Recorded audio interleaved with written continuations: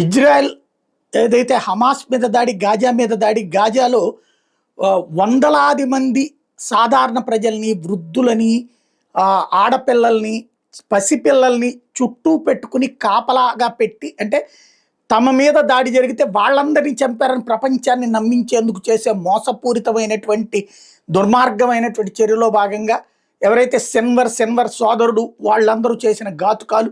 అయినా సరే ఆ జనం చచ్చినా సరే, ఈ తీవ్రవాదిని చంపేటప్పుడు జనం చచ్చినా పర్లేదంటూ అక్కడ లేప్పడేస్తుంది ఇజ్రాయెల్.